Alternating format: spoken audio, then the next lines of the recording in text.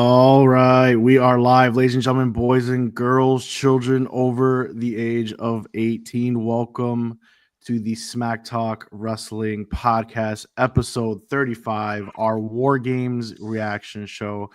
Once again, I am joined with my amazing co-hosts. We got the king of the Yugis, king of the wrestling trolls, raising personalities, aka Gonzo. What is going on, my man? Oh, nothing too much. Just trying not to freeze. It's starting to get very, very cold here down where I'm located. So, oh, yeah, hell yeah, hell yeah. And then, of course, we got the best Twitch gamer in the world, A-OK Gaming. What's going on, my guy? Not much, not much. Excited to talk about our War Games. Yeah, recap. Me too. War Games recap. We are gonna get there.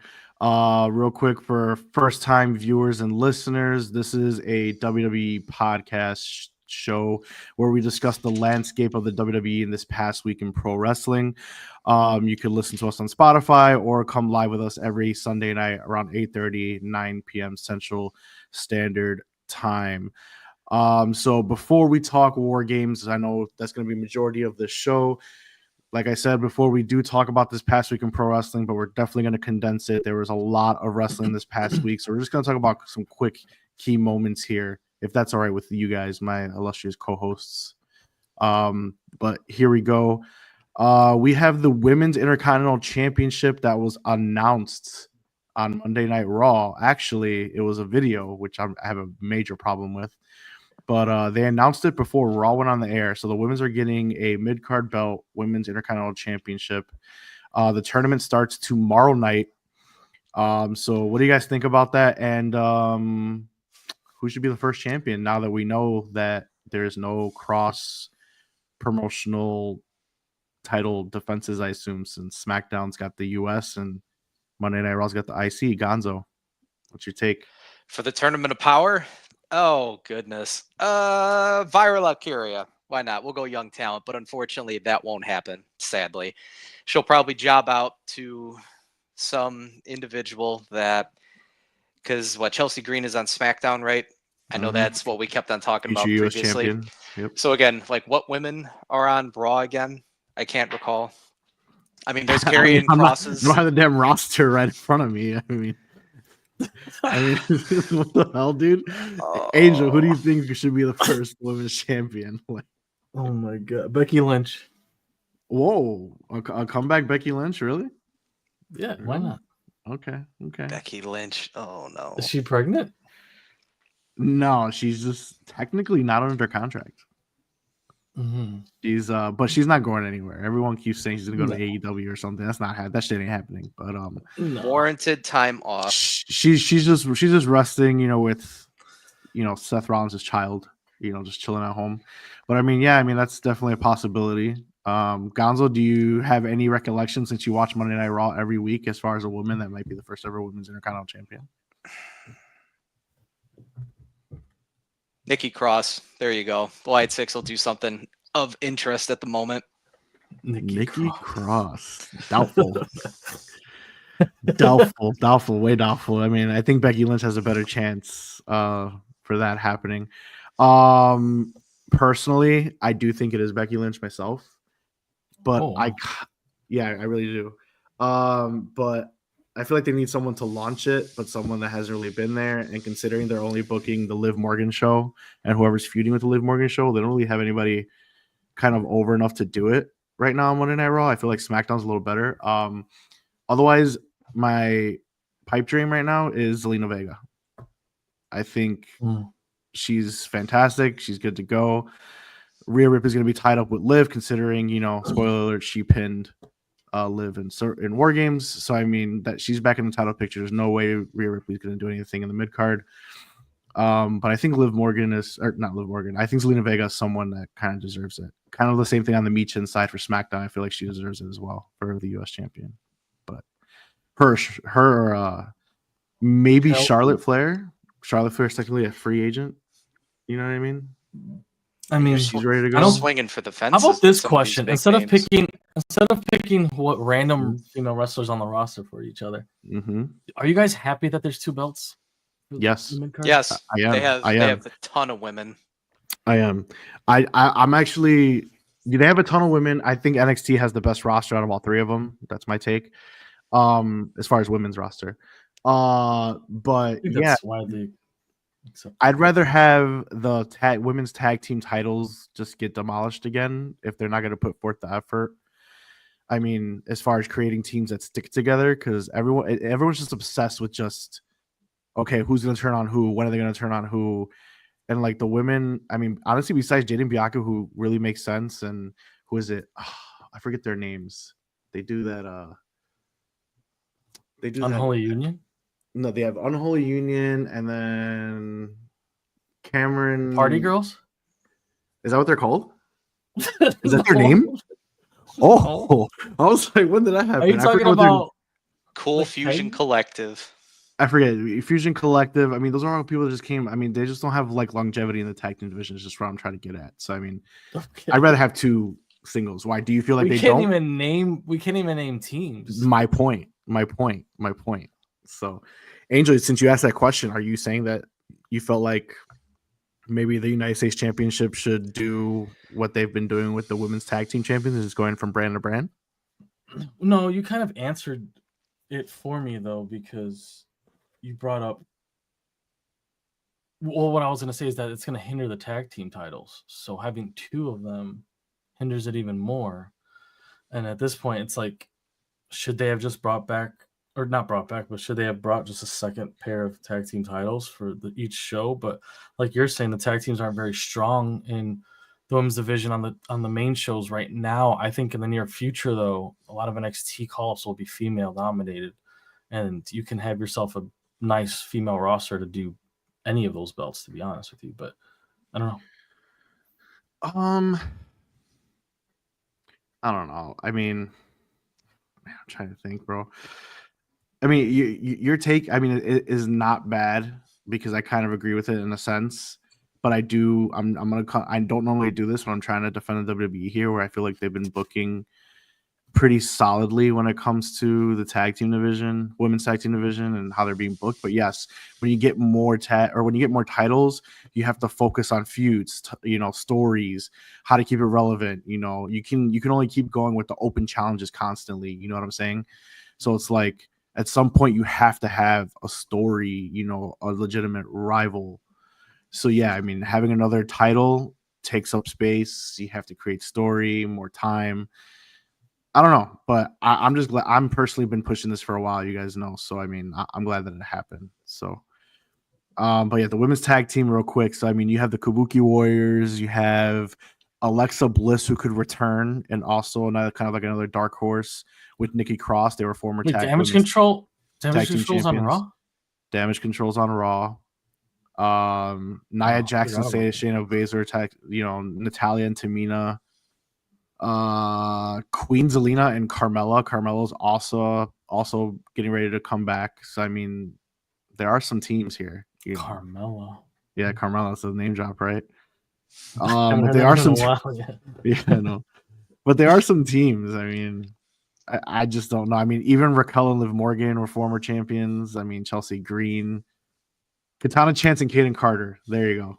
That was the team I was trying to figure out. So I mean, I call them the party girls because they just do keg stands and stuff. So I mean, they've been a team for a while, but I mean, I don't know. I'd rather have the singles championships as opposed to the women's titles. However, they have been booked pretty well. That's just me. So I mean, it is what it is. So we got the New Day 10-year anniversary celebration that is set tomorrow. We saw Kofi finally get fed up with Woods. That exchange backstage was pretty intense. So all roads are leading to a split tomorrow. So 2 questions. Number 1, can Big E save the New Day? Because he's part of that celebration.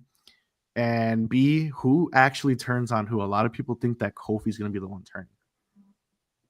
Gonzo, what do you feel? Goku Black.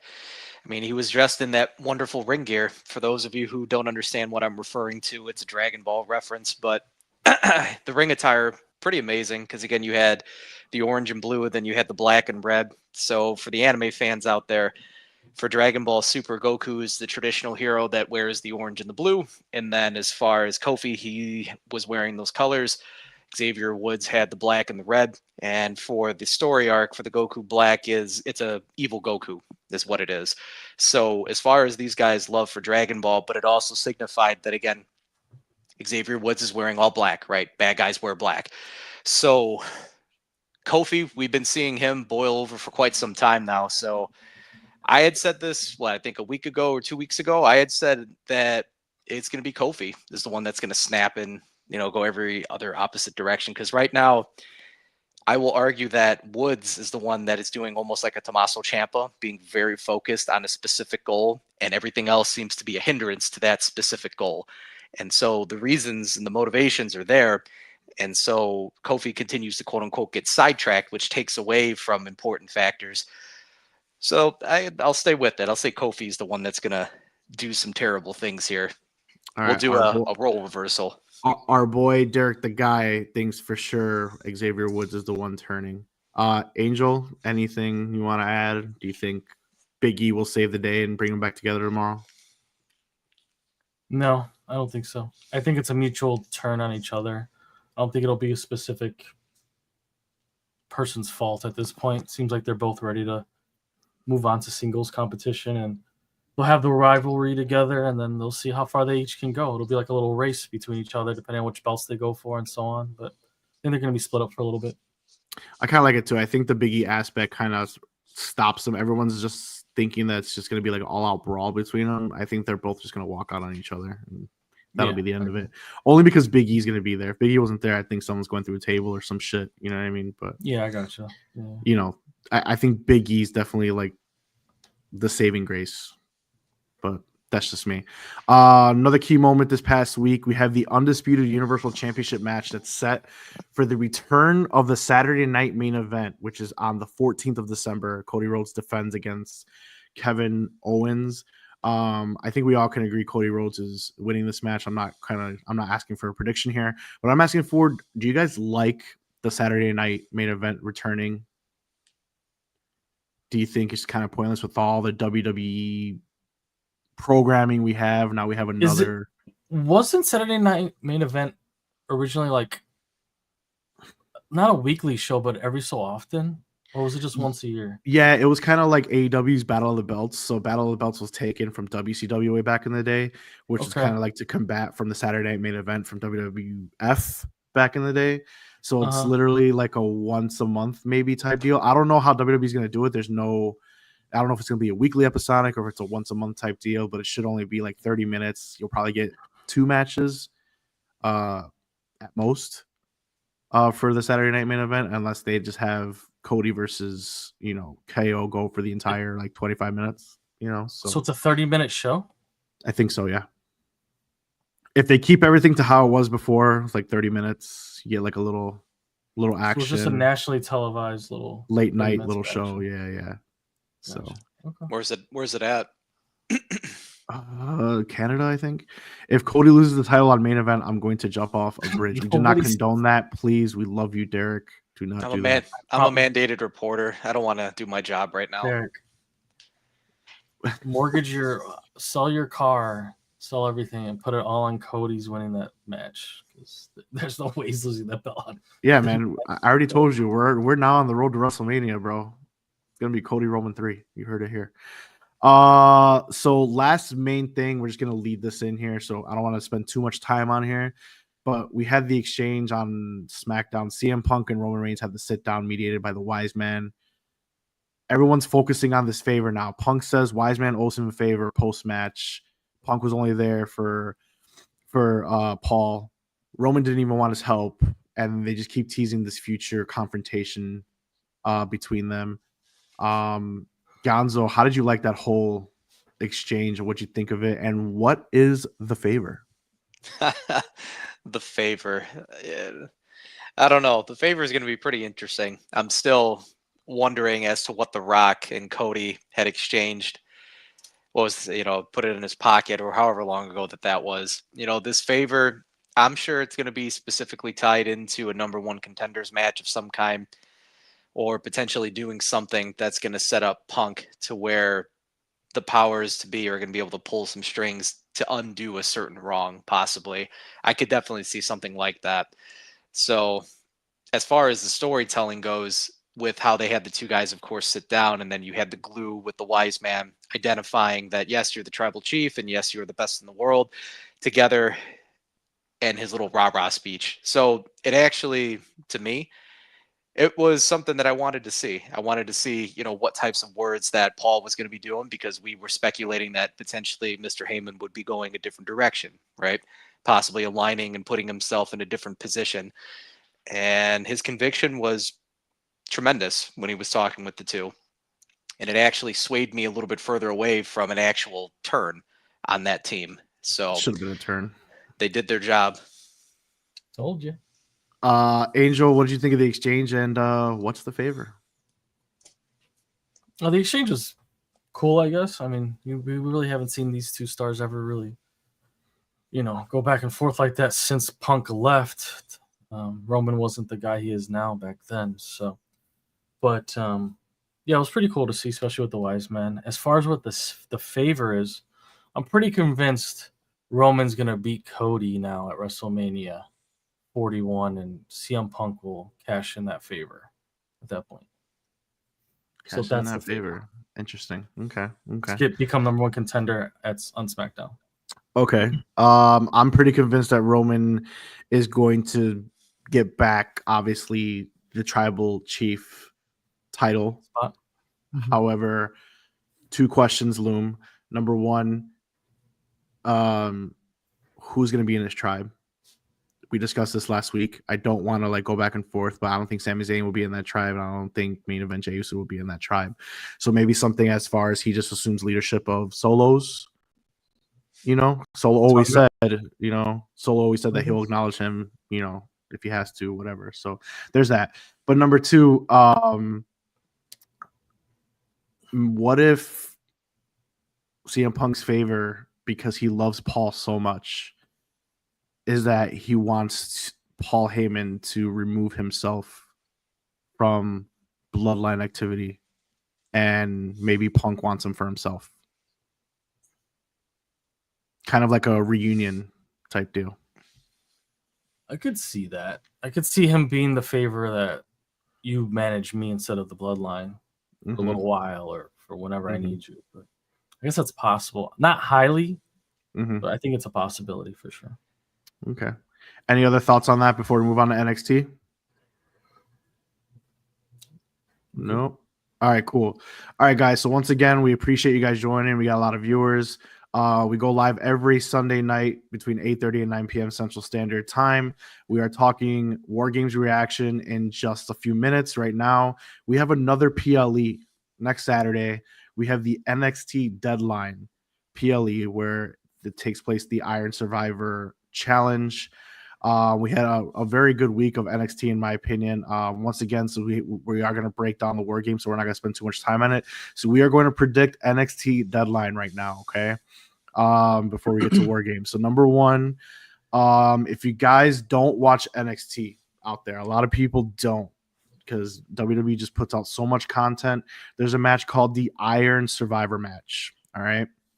Iron Survivor Challenge, excuse me. Where two superstars will start the match, and every 5 minutes, a new superstar will enter the match until all five are in the ring. This pretty much replaces the Iron Man match in a different concept instead of like a one-on-one type deal.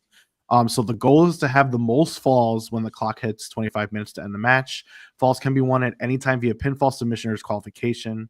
When a superstar scores a fall, they will earn 1 point. However, when the superstar loses a fall, that superstar must pay the penalty, and they are forced out of the ring and into a penalty box for 90 seconds. So once the 90 seconds are up, the superstar can then re-enter. The superstar who has scored the most falls when the clocks hit 25 minutes will be named the Iron Survivor and will become the number one contender for the NXT Championship or the NXT Women's Championship, respectively. Pretty cool concept that was invented by one of the GOATs, Shawn Michaels. So I don't know if you guys, I think maybe you guys have maybe watched it once last year. I'm not sure. But I think it's a pretty sick concept. So I'm really excited for that match this week. But once again, let's get to our predictions. So we have the first match on the board. It's the NXT Tag Team Championship. It's going to be Fraxium defending against whoever wins the tag team battle royal this Tuesday night. So that match is not even set yet. The people that are in that match are OTM, the D'Angelo family, Hank and Tank, Gallus, the No Quarter Catch crew, and then some other team that I have zero recollection of them even being employed. Tyreek Iguiu and Tyson DuPont. No idea who they are. But who does Fraxium?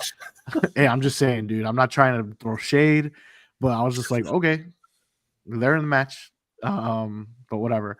So Angel, who does Fraxium defend at Deadline, and who wins that match? And keep in mind, Fraxium, at least one of them, are already doing double duty because Nathan Frazier's in the men's Iron Survivor, and Axiom still has a chance to get in it. Right. What's the name of Jada Parker's dudes? OTM. OTM, thank you. Or OTM otherwise as Out the Mud. That's what it stands for. Appreciate it. I'm going to say Out the Mud, and they're going to actually beat Fraxium. Okay. Fraxium's losing their titles to Out the Mud. Okay. Gonzo. Excuse me, Gonzo. Who does Fraxium face at Deadline? And who does Fraxium face at Deadline and who wins?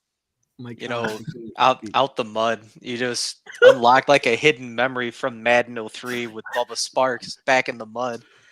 Oh, I don't know why. You guys are both idiots because you guys would have called them OTM if I didn't tell you what it stands for. Now you guys are just saying I never knew that. Right. You got Bubba Sparks now. That's all I'm going to refer to him as. Good Lord. Oh, Christ. Okay. Well, that just derailed my whole train of thought. Oh my God. No Quarter Catch crew. I actually like that crew. No pun intended. No Quarter Catch crew a lot. I like them a lot, and I think this might be a good opportunity because they've already been showing flashes of their athleticism, of course, in the ring, motivation, very good on the mic, and especially a lot of rah-rah, but then it's also supported to where they have a lot of in-ring capability. So you have mic skills, you have in-ring capability, and then you also have a lot of clout potentially with some other backstage presence as well. So as far as No Quarter Catch crew, that's who I'm picking. Why not? Okay, all right. So out of the battle royal, I'm actually gonna go Hank and Tank. I think Hank and Tank is very over right now, very much of crowd favorite. So I'm gonna go Hank and Tank versus Fraxium, and Fraxium is 100% losing their tag team championships, no matter who they face. Whoever they face, they're losing. That's number one. But I hope it's Hank and Tank. Did you say that no-name team was? Tyreek Iguiu. I can't even pronounce his last name. I need to see the I need to see the over/under on those guys actually going over as champions. That's not the Sean Spears dudes, is it? No. Sean Spears, it's not. No, Sean Spears has people that we know. So Okay. All right. On to the Women's Iron Survivor Challenge. We have 4 out of 5 competitors already confirmed. This Tuesday, we have the last chance fatal 4-way between Jada Parker, No Quarter Catch Cruz, Ren Sinclair, Cora Jade, and Kalani Jordan. So before we predict the Iron Survivor, who is the last competitor, Angel? We got Jada, Ren, Cora, and Kalani. Yeah, I see. I think story-wise, Jada would make the most sense, but I'm cheering for Cora. Okay.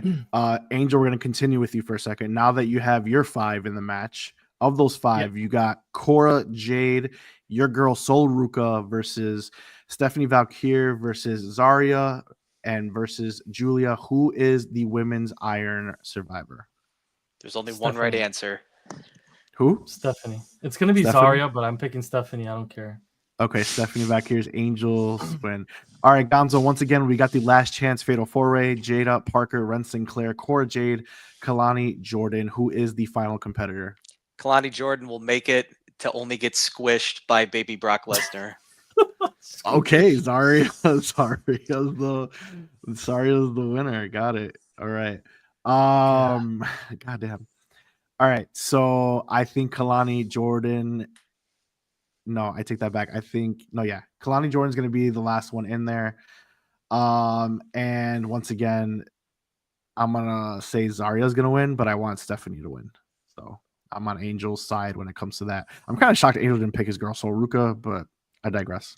So What's Zaria's finisher called? Soul once. I'm sorry. What's her finisher called? It's not the F5, but what I have no idea what she calls it, but we're calling it the F5 on this show. I'm just gonna call it the FU at this point. So, all right. Next we got the men's Iron Survivor Challenge. They also have a last chance fatal 4-way that is this. None of those Tuesday four night. matter. None of those four matter. We don't need to pick them. None of those four matter. Who is the last competitor? Angel's boy Eddie Thorpe, Lexus King, Axiom, or Cedric Alexander? Angel, Axiom. who is the last competitor? Oh, sorry, I answered for him. This Okay, David, since you're there, Axiom, who wins the Iron Survivor men's?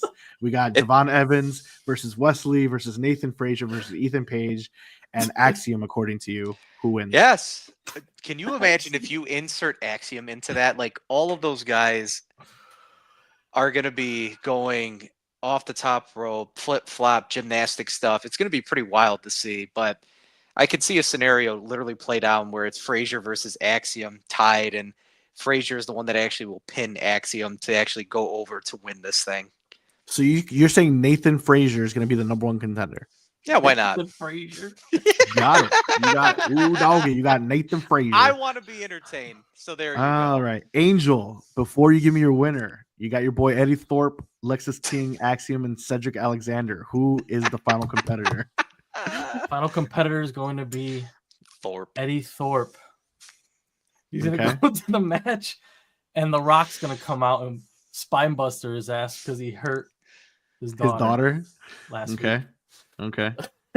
You're gonna waste an appearance for an NXT like that? show. For an NXT show. I mean, we all know who her bloodline is. So it's for they did say that line. They did say that line. Hey, and he hit her in the head with the door. So all right. So who wins the men's Iron Survivor Challenge? Devon Evans, Wesley, Nathan Frazier, Ethan Page versus Eddie Thorpe. Who wins? I'm gonna say Ethan Page. All right, Ethan Page. I also think Eddie Thorpe is in this match. I think he wins. Why? For some reason, they're focusing on this freaking guy for some reason. Don't know why, but they are. You know what I mean? Like this little baby storyline now of hurting fucking Ava. Like I don't know what it is, but Eddie Thorpe's in this. He's gonna like have like a switch turned on and be like, "Oh my god, I'm the bad guy now." Like you know, what I mean? Shawn Michaels had him up against the wall. I was like, "Why is Shawn Michaels beating up?" Because The Rock wasn't there. Because The Rock wasn't there. So so Eddie Thorpe's in this match. He's never gonna be there. It's never gonna happen. Eddie Thorpe is in this match, and I'm gonna say my boy Ethan Page gets one more shot at Trick. Same. Trick will be Ethan Page will be the Iron Survivor. No love for an Axiom and Frazier. No. Scenario. And speaking of Trick Williams, we got the NXT Championship match. Trick Williams defending against Ridge Holland. Gonzo, who wins? I like Ridge Holland. Okay. I really do. I mean, does it stand a chance? I don't know. But as far as his look and his charisma, I just like the fact that the dude's not injured. And it's been for a prolonged period of time. And he's actually being able to showcase what he can do. So that's my biasy with it. Okay. Angel, who wins? There is a path that Ridge Holland can win this and create this huge storyline about him destroying NXT, which is pretty interesting. I kind of like that idea of him now. They've taken him going all the way back to destroying Big E's neck to now, and it's like he's just this bad guy that just ruins everything. And now that's like his persona, which I find interesting. I like this. Like, I don't care about anybody. I want to destroy it all, and I'll take it all down with me. So I could see I'll take Ridge as well. Actually, I think Trick should keep it, but I could see Ridge winning this, to be honest. All right. I'm going Trick to retain, but Ridge will pull on a good showing. Just because I think the story here is Ethan Page versus Trick one more time, rubber match. Yeah, and then hopefully Ethan Page gets called up. So promoted, yeah. We'll see what happens with that.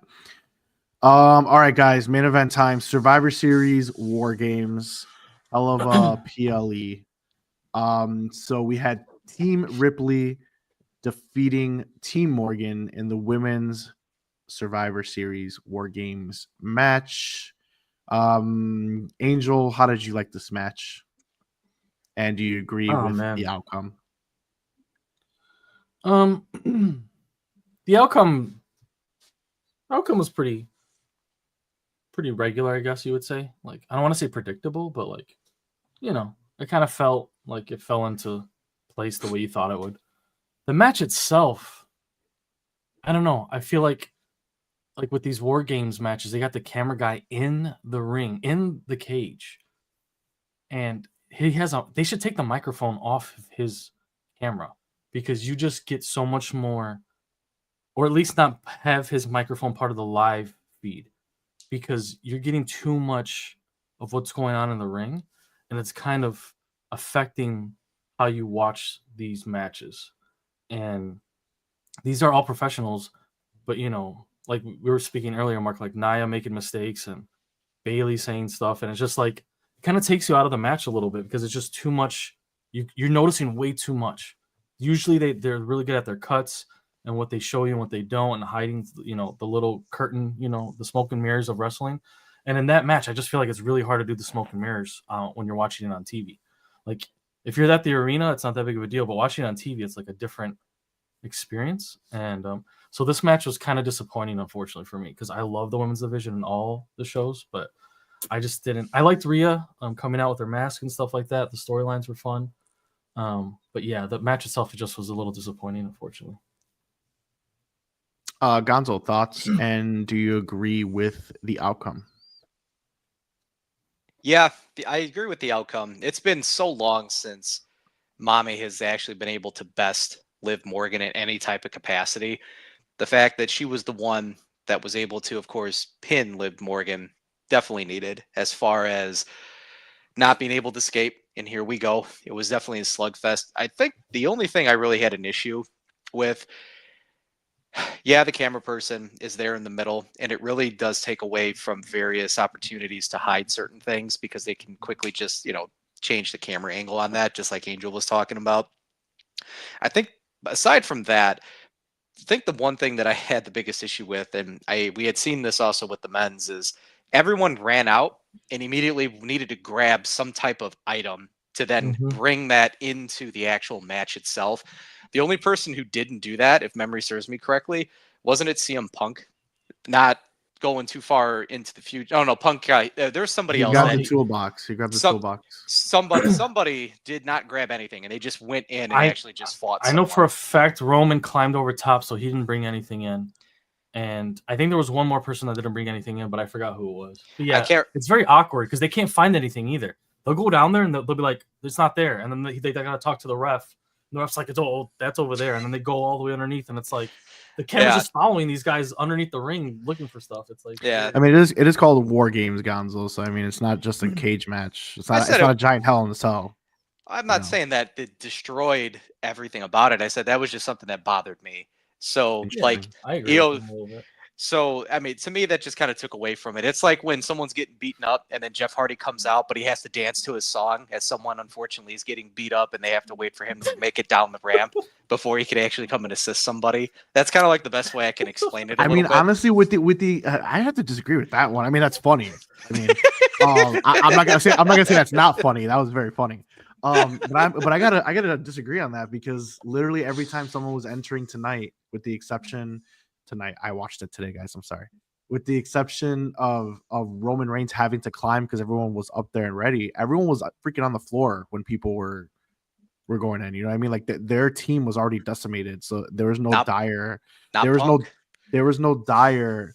Yeah, they were. Punk. They were waiting on Punk. The entire team was decimated. There were three dudes that were waiting for him to get in. Everyone was waiting for Punk. That's my point. Anyway, back to the women's match. So back to the women's match. He's not going to save nobody. You know what I mean? And it's the same thing with the women's match. Everyone that grab an item, their team is on the floor dead while they're searching for these items. I mean, I don't really have an issue for it. And it is called War Games. So I mean, it's not a Hell in a Cell. It's not a double Hell in a Cell. It's not just a cage match. You don't escape the cage. I mean, it's War Games. You're going to war. So I don't have an issue with them bringing it. Adds to the thing. So I really don't have an issue with it. I don't think Gonzo's saying he doesn't want them to bring weapons. He's just saying the amount of time they were taking, and like each person brought in one item. It was just kind of awkward. I know what he's talking. There was like an awkwardness to it a little bit. It's not that we don't want that to happen. It would just seem kind of, yeah, like I said, awkward. The timing was off with it sometimes. I agree with that, but not no weapons. It's not what I was trying to say. But anyway, back to what I was saying. Io Sky, aside from Rhea Ripley, was the only woman that I actually enjoyed in that match. She was phenomenal through and through with her spots and everything else that she had going on. So I thought her and Tiffy. Yeah, Tiffy was good. I thought her and Tiffy's a star. Tiffy's 100%. Bianca took a lot of bumps in that match. She was the first one in too. Yeah, Bianca. Who started the women's? Bianca. Oh no, Bailey. It was Bailey. It was Bailey. That started. Yeah, it was Bailey that started, right? Yeah, it was Bailey that started. But Bianca took a lot of bumps. She got hit with the chair twice, where and she got at her face and kicked her twice. And Nia Jax's best moment was taking her hair and beating the shit out of her with her own hair. That was like Nia Jax's only saving grace, because I've never seen anybody do that to her. She's always using her tail whip on everybody else. You know what I mean? I saw Bailey using her hair with her at the same time, because she had two braids. She had two braids. They were whipping two hits at the same time. Yeah. So that was pretty cool. So I agree with the outcome. This sets up Rhea Ripley versus Liv Morgan. As David alluded to, Ripley's finally kind of back on top. She's been getting her ass beat by Morgan and outsmarted by Morgan. So I thought a lot of the spots were kind of poorly executed. Like they had that chair table that they made that would have been a great spot, and it was a moonsault by Candice LeRae, and she totally just missed it was poorly delivered. It didn't do anything. I felt like Nia Jax could just like powerbomb somebody through there. It would have been a lot better. Also, Nia Jax's chair shots. What the hell was that? Yeah, that's what I was trying to go off of a little bit when I was explaining it. But yeah, like the chair shots. It wasn't just a chair shot. She also said some stuff, and then she did it. And I don't know if it was like, I think she was hitting. Was she hitting Bailey? No, it might have been Bianca. I don't remember who she was. She was hitting both of them. I know Bailey was in there for sure, and it was just like, oh my god! Like I felt like she was just using like a pillow. You know what I mean? Well, it looked like to me that she was trying to hit her, and she was supposed to turn, so that because they can't do headshots, right? So there's no headshot chair shots anymore, and she was trying to hit her, and she's like, "Your head's in the way, like move your head." And then she went on the side, and that's when you saw, like you're describing, it just wasn't like she was trying to hit anybody at all. It was crazy, so weird. But she messed up so many times with the chairs too, because I forgot who it was. It looked like she was gonna get kind of like Van Daminator type deal, and she totally didn't even hit her face. It was Bianca. Bianca got Van Daminator twice. There you go. Yeah. So Bianca was like kicking her, and she was holding the chair, and she kicked it, and then you see freaking Nia's face just go like this, just like, you know what I mean? Like it was just, the selling was awful. And normally I don't do this.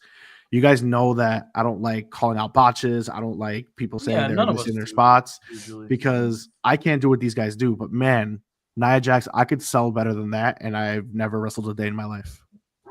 That's why I was trying to explain the beginning of when I did my explanation of this, is like, it's just the way that match is. It's any mistakes are like magnified. That's what I was trying to say, because of where the camera guy is and the spacing and the amount of people. It's just like any mistake was magnified. I don't necessarily think they were poor in what they were doing in their craft, but it's just that match, you got to try to be as perfect as possible, because it's just so obvious when things go weird, so. Right. And then obviously the Tiffy and the EO spot was the best part of the match. They both, with the moonsault and then her on the cage. Angel and I saw the original, trash can dive last year live. And then this year she upped it and did a moonsault this time instead of a dive, which was really dope. Insane. Really dope. Insane. Exactly. That was EO's 5th time in this match. She's been in every single women's War Games match, they said. It's pretty crazy. Because it started in NXT. So she did it in NXT as well. But yeah, anybody have any other thoughts on the women's match before we move on? Gonzo, Angel? Nope.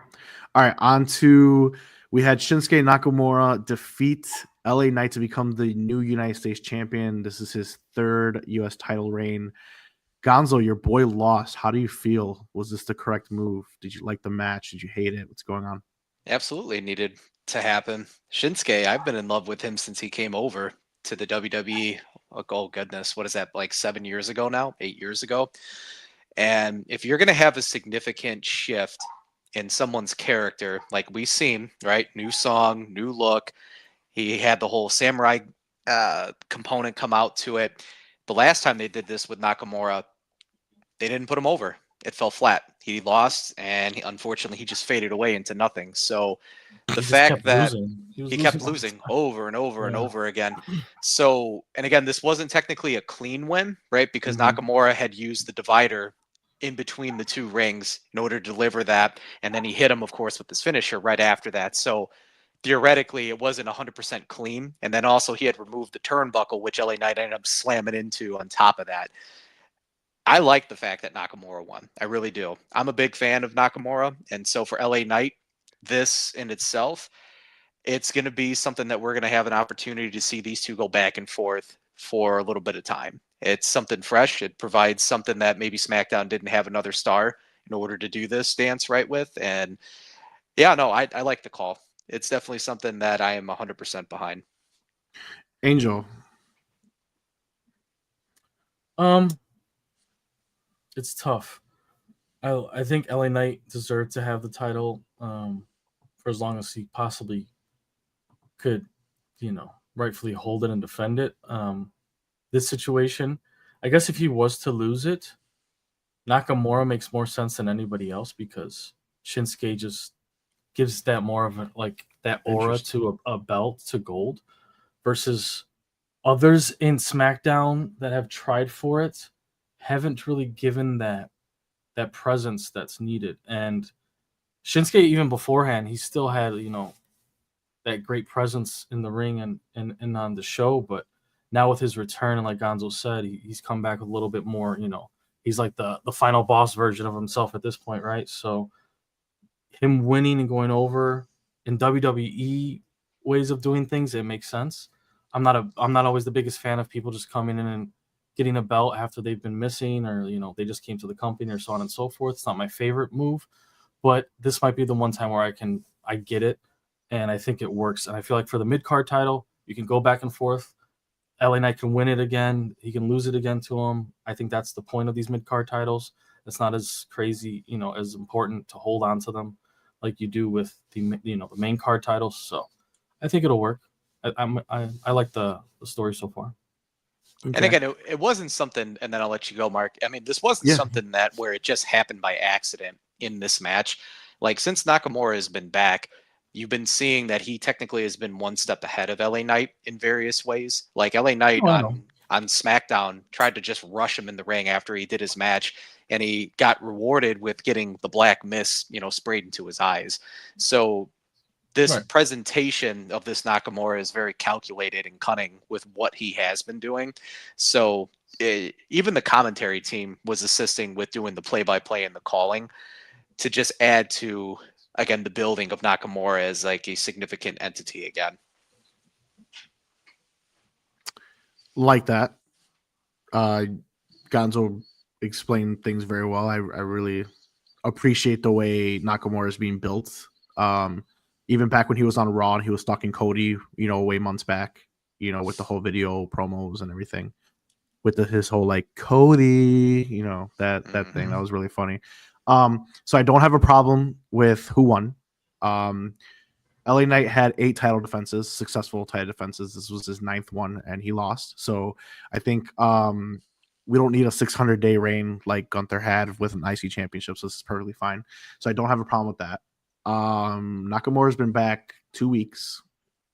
This is where I do have a problem. I don't have a problem with him being the champion.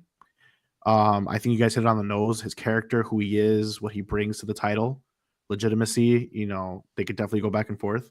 I do have a problem with how it was built. The match itself was great. With him being back 2 weeks and this match being thrown together, I thought it was just kind of out of nowhere to me, which was my only issue. But other than that, like I said, the match itself was great. The way he won was great. The Black Mist is dope. His character is dope. Music is dope. Like everything about it's great. I just had a problem with I'm always about story and rivalries and not just these one-offs, which I don't think it's gonna be a one-off. That's not what I'm trying to get at. It's just him being thrown in there so quickly. I just felt off, and I was just like, why him? At this point, it should have just been a triple threat match with the people we've been seeing, just because they've been having it. While I am tired of it, I'm not saying, best of 7, you know what I'm saying? But like, it just would have made more sense to me just because of the people that were trying to get it all this time. And all of a sudden you got Nakamura comes and be like, okay, bro, here's your title shot. So that was just my issue. But like I said, the match itself was great, and him being champion is great. And I look forward to the story going forward. So, but there's that. Braun Breaker defeats Sheamus and Ludwig Kaiser to retain the Intercontinental Championship in probably the second best match of the night, in my opinion. Angel, what do you think of the match, and do you agree with the winner? It was very entertaining for me to watch. They so well, those two.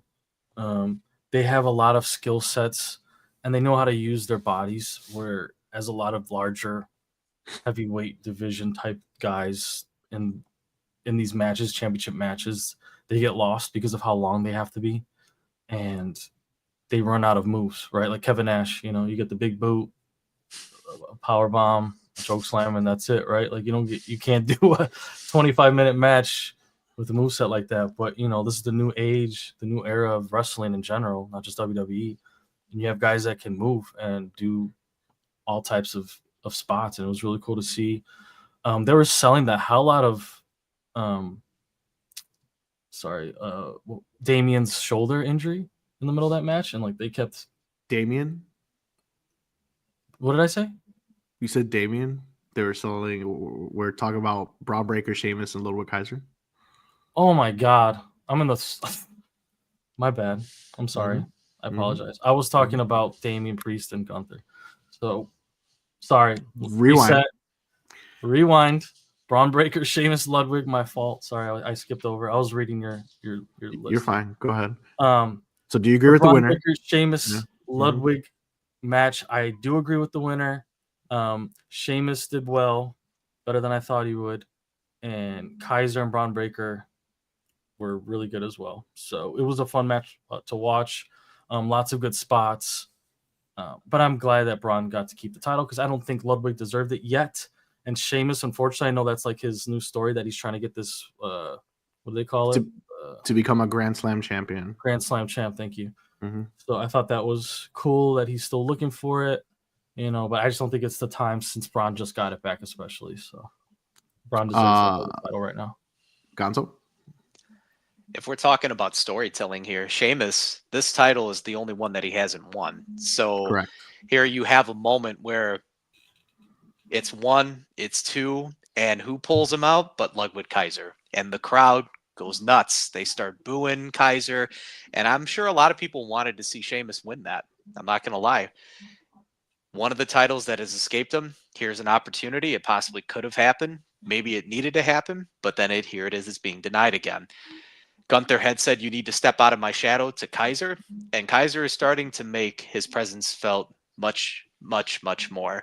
So all three of these guys put on a wonderful display of athleticism. And again, going for as long as they have. And you have Braun Breaker going over right at the end of it. So Sheamus didn't win. I love it. He didn't need to. He needs to maybe take a backstage role at this point. Maybe sit next to the broadcast booth with Big E. They need to move away from him at this point. I'm over Sheamus. I don't need him wrestling at the moment. Holy smokes. I did not expect this straight for Sheamus. Whoa. Sheamus getting ethered. Are you done, Gonzo? I'm sorry. Are you done? Yeah. Okay. Wow. Like he got me. Like I gotta gather my thoughts. Sheamus. So I will agree with Gonzo before watching this match. Watching this match and the performance that Sheamus put on puts back the fact that he's still a player. He could still go. And he was in the match with the two young talents in this match. Right. Didn't it seem like he was finally in ring legit. shape since he's come back? Yes, exactly. His He's body ready and to his go. movement is finally in ring shape because it's taken a while from the get in ring exactly. shape. And he's in the ring with two of the young up and coming stars. Braun Breaker's already a damn star. Ludwig Kaiser, and I agree with what Angel said. He's not ready. I feel like he needs to step away from Gunther Shell to find this character that we could go. His potential's there. It's just not because the time potential is there. Obviously, I do agree with Braun Breaker retaining, but had Sheamus would have won that match, I would not have been mad after that performance. So there's that. But Gonzo calling for this guy to get off TV. Whoa. Yeah. Especially after that performance. I'm shocked. That's I'm about to clip that so you can get ripped to shreds on the internet wrestling community. So one good match that he's had since he's been back. Randy He's Orton actually put is a the couple. measuring stick. He actually put a couple. He wrestles a lot though, dude. He wrestles almost every week. He's put a couple. He's still doing it. This was his best match. I'm surprised he's not in NXT doing stuff. So, to be honest. But yeah. Alrighty then. Get rid of Sheamus. Bring up Mark. Who do you want brought up from NXT? It'd be a perfect opportunity. Not to Raw. Ethan Page used to go to SmackDown. I want to see Cody Ethan. That's what I want to see. But yeah, moving on. Angel, I'm gonna let you go first. This again. Now you can talk about Gunther and Priest. So Gunther defeats Damian Priest due to Finn Balor coming and interfering, and he retains the World Heavyweight Championship. So go ahead and now you could give us your assessment on the match. Yeah, I'm glad that Gunther won. Again, Damian and him were great in the ring. Shows the new generation of wrestling. Guys that big having movesets and being able to have a long match like that multiple times. You thought it was over when it wasn't. Kickouts and getting out of holds and such. Gunther has all these holds now that he puts people down with. That's how the match ended. And then, of course, my boy Finn still's got to get his little 15 minutes of fame because, God forbid, they put him on a card in a PLE. So he's got to run in there and do this crap. So they finally put him in a match. He traveled 9 hours just to spite this person. Yeah, like, jeez. But at least he's getting his little moments that hopefully he's like, I'm here still, guys. Put me in a match with somebody that matters. But yeah. Okay. Gone so. Oh my Lord. I mean, I kind of suspected that it would be just a basic Raw finish, right? You're going to have some type of interference occur. And I was really hoping that it wouldn't happen that way, but of course it did. However, it adds nicely because Gunther didn't see the interference, technically, because he noticed that, again, Judgment Day, or in this case, Finn Balor, was out there and he quickly disposed of him and, got rid of him, threw him back in, ended up winning the match. So in his mind, psychologically, he got his mojo back, so to speak, right? But I'm sure that's going to be a vocal point when they come in on Monday and they're going to actively talk about that. And that's going to be actually heartbreaking for Gunther because, again, we see this questioning of abilities and skills right now. So I'm actually pleased that actually had played out the way that it did. And again, that's what the Gunther, those are like Gunther matches now where technically he's a heel, but something seems to happen and then he's always seems to be a benefactor from it as far as that goes. What was actually interesting was when the match was over, and this was actually during the press conference and everything, is that Judgment Day actually teamed up and took out Damian Priest. They specifically beat him up in the back, and then the Raw GM came out, we need somebody, we need a medic. So they continued to tell the story specifically Adam Pearce, as far as the shoulder injury and how potentially this could play a role with it. So the use of additional content to, of course, encourage you to watch the pressers now because there's ongoing things that continue to happen. If you remember, it was the Drew McIntyre coming on to the actual the panel, and he ended up headbutting. I think it was Pierce, right? So that was something that when the show was offline. So I like how creative is allowing additional storytelling to be told even after the event is technically done. So overall, I actually enjoyed it. More than I thought I would. I think they can finally go their separate way now. As far as Damian and Gunther, they can separate and they can just hit pause for a little bit. And so Gunther can, go a different direction and maybe have someone a little bit different finally. Because I think they've kind of have met, their points for right now. And if we see them down the road, maybe in several months, then, we'll get another matchup with it. I'm so tired of I actually enjoyed this match a lot more just because Damian Priest is in it.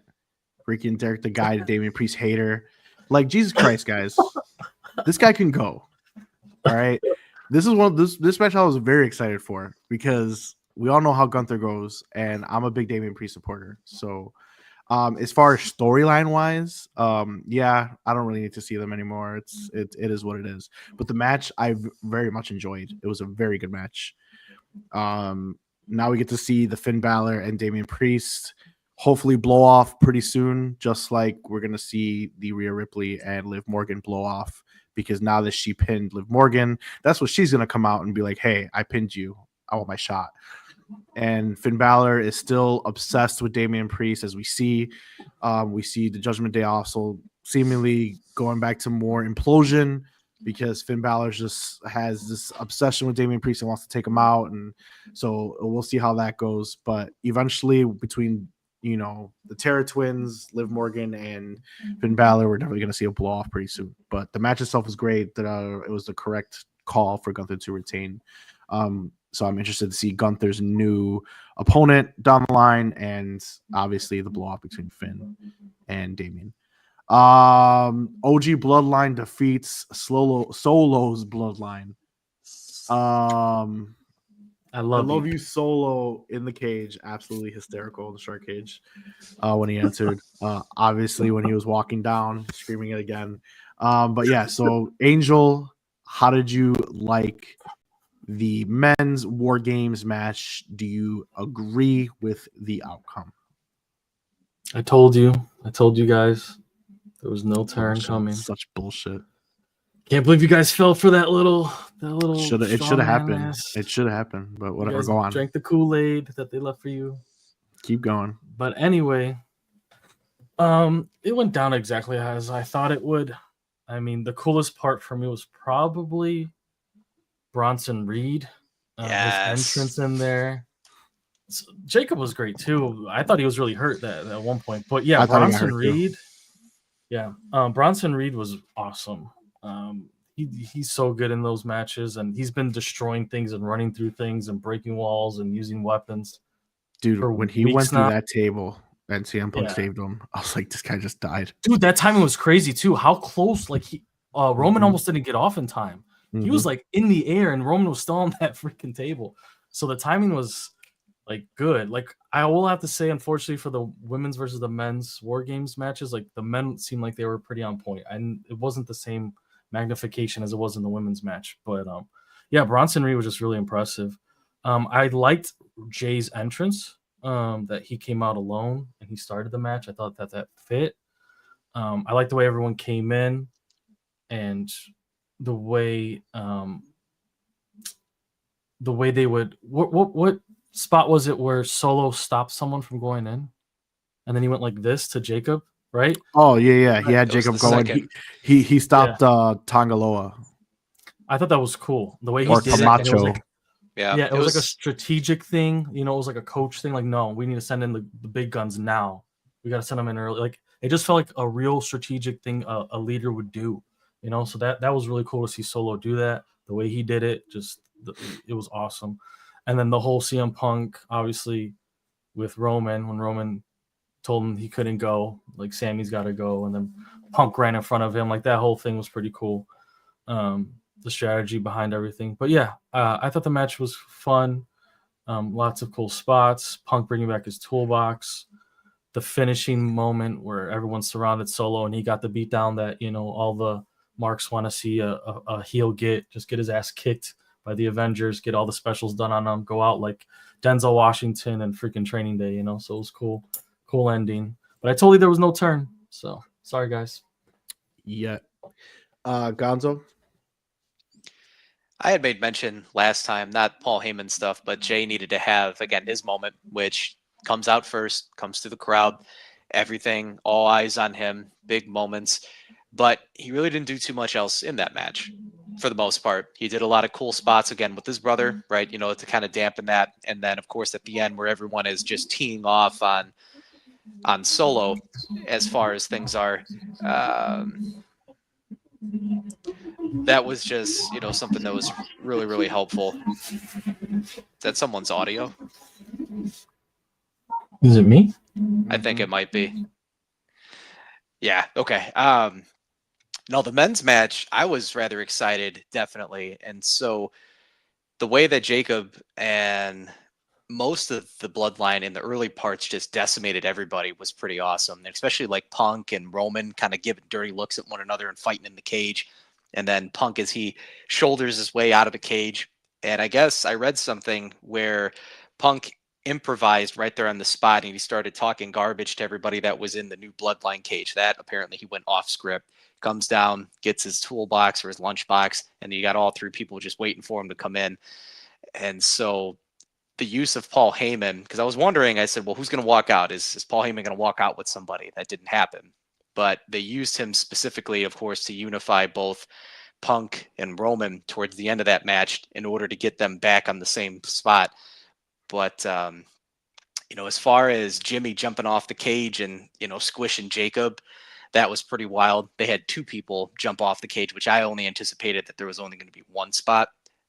So that in itself was pretty insane to see.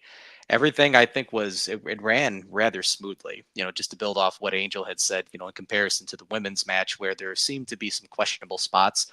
But as far as entertainment goes, definitely telling the story and continuing things to build up and set out after. I will say that I was rather disappointed that there was no other like secret entrances coming out at the end.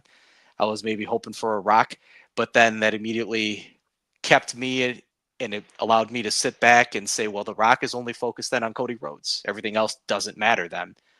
At least that was the message that I had kind of pieced together because there was no interference. There was no other special people. The Rock specifically has his eyes set solely then on Cody Rhodes. That's how I'm interpreting that. I'm not hearing that from anybody else, but that's just, again, me making that statement, at least right here and right now. So I'm eager to see where this now goes. The fact that the OG Bloodline had won, long overdue, but I also think that if the OG Bloodline had lost, I don't really think that would have done too much to the people, depending as to who got pinned. So, as far as both the face teams winning in War Games, I was actually kind of shocked. I was kind of anticipating like one or the other, but to have both the face teams win kind of actually shocked me. But I don't like, or excuse me, I like the idea that, again, it just wasn't that super predictable, which was pretty cool. Oh, interesting. So we got an elder watching. Rock has 2 matches left in TKO contract. That's it. What insider information do you have, my guy? Like, did not know that. Very interesting.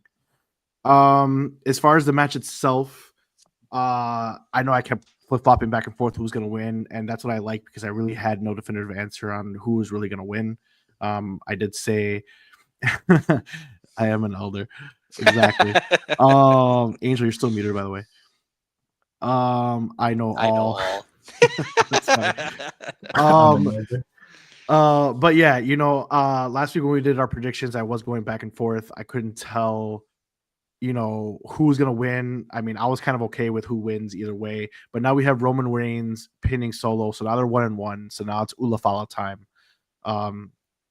That's where the story's going 100%. There's a lot of good spots in this match. There's a lot of storyline in this match, literally from the entrance all the way through. CM Punk and Roman Reigns finally getting on the same page. I thought that was great. We saw, a lot of dissension just in the shark cage with them. It was just crazy. Angel hit it on the nose with Solo with the strategic, holding Tangaloa back and calling the plays. Roman Reigns doing it just out of spite as more, I thought that was just all great. The entire match, super great storytelling. like Angel said, Bronson Reed is a damn star. I really wish he would have had a Rikishi moment that was stolen because damn CM Punk had to save Roman Reigns. But like Angel said, I mean, that was within seconds. I mean, the timing of that was just absolutely amazing. But yeah, I really did wish he would have had his Rikishi moment. And I was disappointed with main event Jey Uso. I felt like him being as big of a star as he is now should have played a bigger role in the War Games match, in my opinion. I mean, he did start it, and like much like Gonzo said, he had a great point. That was something I was going to say as well. He kind of was just taking a back seat to everyone else's spots. Should he have given the splash over his brother? Yes, 100%. Because was huge. Only because of what we discussed a couple weeks back, where when main event Jey Uso, where does he go post War Games, right? He still has his brand established. Jimmy doesn't. Jimmy doing that big spot still doesn't lead him anywhere unless he comes out on SmackDown saying, I'm the one that won War Games, or something crazy. Like, it doesn't really do anything for Jimmy right now, just because we don't know what's going to happen with him. While the spot was great, not taking that away, that spot should have been for his brother. His brother getting that moment of, okay, I'm here. We don't depend on Roman. I felt like the storyline was more driven to, okay, CM Punk was our savior thanks to Paul Heyman, and it was just the Roman and CM Punk show and the storyline as far as the face team in this regard. But the main event Jey Uso should have took that final spot, in my opinion. I have a thought. Mm-hmm. Just to build off of what you were just making mention of, this was just a thought right here in the moment where elder question marks. A business decision was made to obviously not have Jay take that spot and splash Jacob. So Jimmy takes it. It makes him, in this moment, willing to do anything in order to take out a significant player in that match. We've been seeing now for several weeks that Jimmy has been willing to go to any length to ultimately fuse and mend things back together. I will say that him taking that spot, willing to sacrifice himself and his body to do anything necessary to take someone out, it actually fits with the story as something of relevance, because outside of that, like, Jimmy doesn't really do too much else outside of working very nicely, of course, with his brother back and forth, and they're meshing together. And if you look at Jay has been very, hey, man, if you talk to me the wrong way, I'm out. I'm gone. Not a team player, right?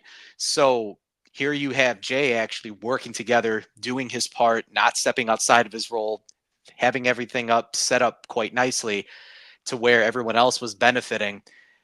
From a storytelling dynamic, I think they nailed that. And I'm not too disappointed with what they put out there as a product-wise for me to absorb. But again, that's just me sitting with a couple things that you just made mention of. And I have no idea if this is actually, of course, what they talked about. But that's just how my brain kind of just put everything together here in this spot. No, I mean, that's a good point. I'm not really going to combat that. So I do like how you put that together. At this point, I'm still in my head right now. It was just like that spot, that winning spot, essentially, who deserved it or not who deserved it. It's who does it do more for, right? So does this do more for Jimmy or does this do more for Jay if he would take that spot? I mean, him coming out first, though, and having that initial grand entrance and specialize everything. That was his hype. I think they should have had Jimmy face Jacob yesterday if they were going to have Jimmy take the splash, Friday. Oh, the advantage match you're talking about? The advantage match on Friday should have been Jimmy if he was the one to do the splash. But if they wanted Jay to do the splash, then they should have done Jay on Friday. But having Jay get pinned on Friday and then having Jimmy do the splash on Saturday was like, those are two things that didn't need to happen at the same time.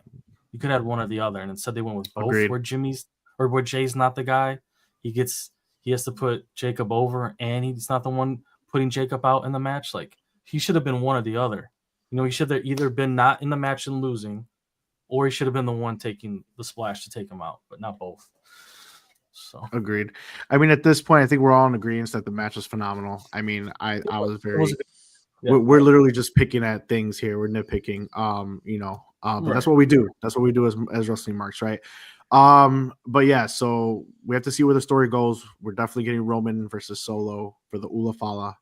But regardless of who wins, I think OG Bloodline is done.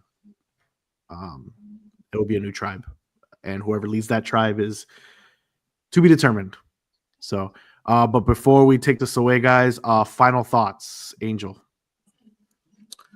Man, how cool would it have been if Tiffy actually got to cash in, and that would have been a 10-way. Oh yeah, we didn't even talk about that. Yeah, dude, a 10-way. You know what? Now's the time. Yeah, double time. Like, which title would she have to pick one? Like, oh my god, they're both in the ring like that. That'd be so cool. Like, I guess when she handed the briefcase, whoever she tried to pin first, that's the one she's going after. I mean, I don't know. I don't know. I know that would have ruined War Games and its whole the whole point of it, but man, that would have been pretty awesome. I thought she was gonna do it. I really did. Okay. Gonzo, final thoughts? Yeah, there was a part of me that, of course, wanted the cash in, but I mean, just the concept. As I said, well, where's her thing? And sure enough, towards the midway of the match, she just pulls it out of the trash can. Out of the garbage kid. yeah, that was pretty cool. Final thoughts. I'm really just going to continue to talk about Nakamura. I just like his resurgence and how they are properly using him at the moment, because he was used really well. But we knew that he was going against Cody. So realistically speaking, no matter what he did, there was no way that Cody theoretically was going to lose that title, right? So it kind of took a lot of the, the zing out of it for me. So the fact that IC, we talked about this earlier, going back and forth, they can win it, they can lose it, it can be exchanged. We don't need 108-day reigns. That was actually probably the thing I enjoyed on the card the most, just because of the unpredictability behind it. And I was really hoping that they wouldn't have Nakamura drop that match. So. All right. So I got two things. Both are just predictions. Number one, I don't know how we didn't think of this. Maybe because David was making me laugh about him not knowing the Raw Women's roster. But Intercontinental Champion, Dakota Kai. Thoughts? Yeah, I guess. As long as her ACLs hold up. I mean, that show doesn't have too much for her to compete with, so she's definitely a viable candidate for sure. Okay. I mean, especially after that promo of her, trying to be a legit, you know what I mean? So go face and be Io Sky. There you go. I'll say it. Io Sky. He's going for the title. Io's going for the title. Yeah, he was going for the title. And last thing, my final thought, Tiffy. Tiffy's cashing in on the Raw episode on Netflix. Yeah. And very first or whatever the hell it is. I think that obviously this is all speculation. This is just, me off the top of my head. I think that's when Rhea gets her hands on Liv finally, as far as I think they're gonna have a women's championship that match, and that's when Tiffy shows up and pins whoever wins that match. Also, not Nia. That's correct. Gotcha. That's my thing. That's my bold prediction. But all right, guys. Next week, did you have something else? I was gonna say, I just realized this PLE didn't have Cody Rhodes because of the Saturday night. The Saturday night event. Oh yeah, Cody Rhodes and KO. Plus, each War Games match was about 40 minutes. So, it's crazy. Like, is this the first PLE without Cody since? No, I think we're just overlooking it. I think he's been a couple that he wasn't in, but who knows? We'd have to really go back and look. But all right, guys. So next week we have another reaction show. We have the NXT Deadline PLE next Saturday. Make sure you guys tune in 9:30 p.m. or 9 o'clock. 9 p.m. Central Standard Time. We're here in Chicago. So if you guys want to watch live, otherwise you can listen the following night on Spotify. But before we go, Gonzo, what do you got going on? Where can we find you, bro? As far as the social media stuff, Instagram, and then definitely, X. And then as far as Twitch, right? Yeah, Twitch is the other one with the Yugi streaming. So as far as the name, you got the Raising_Personalities. I use that with everything except X. X is the David_MA_LCPC. That's the only one that I just wasn't thinking. I just didn't have it all synced up. So usually I'm doing some Yu-Gi-Oh! Master Duel as far as being able to stream that. I'm usually, again, just kind of cruising around, trying to see what type of deck builds, best way I can start trolling people in this game, because to play competitively, I just don't have the patience for that anymore. Trying to sit there and figure out all these new decks. So I'm on here with these guys, of course, talking wrestling. As far as my, when I'm not talking wrestling, not playing video games, I'm a licensed therapist here in the state of Illinois with being able to help people who struggle with behavioral health and addiction complications. So feel free, of course, if you wanted to reach me on some of the platforms, maybe with questions or concerns, I can do my best, of course, to help align you with some answers or even possibly some suggestions, depending, of course, on what's going on. So. All right. Who's gonna help you with your Damian Priest haters? That's what you took away, was me hating on Priest? My gosh. Angel, what do you got going on? Where can we find you? You can always find me on social medias right here at @A_OK Gaming. And if you want to catch me live streaming on weeknights mostly, you're going to find me on Twitch and Kick under the same handle, @A_OK Gaming. And it's a fun time. Hang out with Derek the Guy and everyone else. So it's fun. All right. And you guys know me, Pro Wrestling, Kingpin, all social media, that handle right underneath me, the other go that hand. All social media, go live every Sunday with these guys. Once again, next week, NXT Deadline reaction show. Also, look out for our clips, like, follow, share. It really helps us. It really helps us grow. But yeah, check out the clips that we post. I post a lot of card openings. I'm also, if you guys are into wrestling cards, I'm into that. But I'm also posting a lot more football and baseball card openings as well. So look out for that as well. I'll be doing another live in 2 weeks of wrestling and football. So keep on the lookout for that. But like I said, until then, we will see you next week. I love you, Solo.